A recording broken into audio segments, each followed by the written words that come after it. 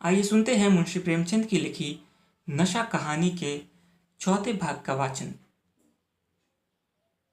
सोचा था वहां देहात में एकाग्र होकर खूब पढ़ेंगे, पर यहाँ सारा दिन सैर सपाटे में कट जाता था। कहीं नदी में बजरे पर सैर कर रहे हैं, कहीं मछलियों या चिड़ियों का शिकार खेल रहे हैं, कहीं पहलवानों की कुश्ती देख रहे हैं, कहीं शतरंज पर जमे हैं। ईश्वरी खूब अंडे मंगवाता और कमरे में स्टोव पर आमलेट बनते। नौकरों का एक जत्था हमेशा घेरे रहता।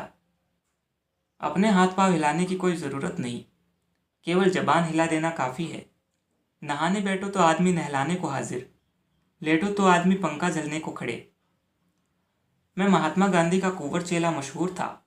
भीतर से बाहर तक मेरी धाक थी। नाश्ते में जरा भी देर न हो पाए, कहीं कुंवर साहब नाराज न हो जाए। बिछावन ठीक समय पर लग जाए, कुंवर साहब के सोने का समय आ गया। मैं ईश्वरी से भी ज़्यादा नाजुक दिमाग बन गया था, या बनने पर मजबूर किया गया था। ईश्वरी अपने हाथ से बिस्तर बिछा ले, लेकिन कुंवर मेहमान अपने हाथों से कैसे अपना बिछावन बिछा सकते हैं? उनकी महानता में बट्टा लग जाएगा। एक दिन सचमुच यही बात हो गई। ईश्वरी घर में था।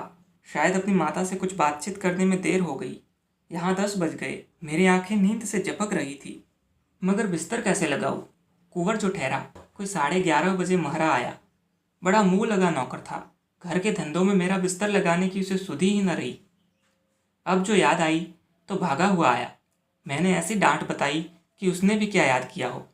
ईश्वरी मेरी डांट सुनकर बाहर निकल आया और बोला, तुमने बहुत अच्छा किया। यह सब हरामखोर इसी व्यवहार के योग्य है। इसी तरह ईश्वरी एक दिन एक जगह दावत में गया हुआ था।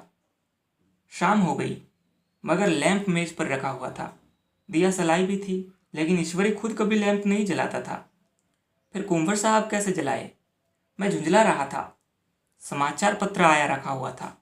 जी उधर लगा हुआ था, पर लैंप नदारद।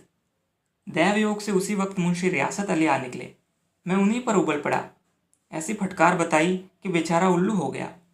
तुम लोगों को इतनी फिक्र नहीं कि लैंप तो जलवा दो? मालूम नहीं ऐसे कामचोर आदमियों का यहाँ कैसे गुजर होता है। मेरे यहाँ घंटे भर निर्वाह न हो। रियासत अली ने कांपते हुए हाथों से लैंप जला दिया। वहाँ एक ठाकुर अक्षर आया करता था। कुछ मन छला आदमी था, महात्मा गांधी का परम भक्त। मुझे महात्मा जी का चेला समझकर मेरा बड़ा लिहाज करता था, पर मुझसे कुछ पूछते संकोच करता था। एक दिन मुझे अकेला देखकर आया और हाथ बांधकर बोला, सरकार तो गांधी बाबा के चेले हैं न। लोग कहते हैं कि यहाँ सुराज हो जाएगा तो जमींदार न रहेंगे। मैंने शान जमाई, जमींदारों के रहने की ज़रूरत ही क्या है? यह लोग गरीबों का खून चूसने के सिवा और क्या करते हैं? ठाकुर ने फिर पूछा, तो क्यों सरकार सब जमींदारों की जमीन छीन ली जाएगी?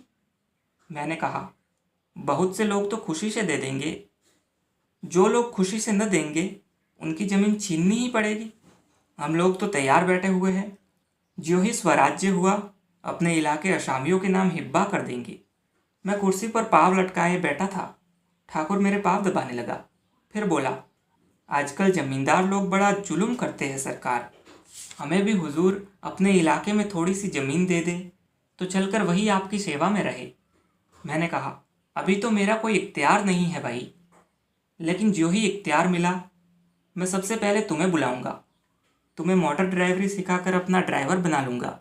सुना उस दिन ठाकुर ने खूब भंग पी और अपनी स्त्री को खूब पीटा और गांव के महाजन से लड़ने को तैयार हो गया।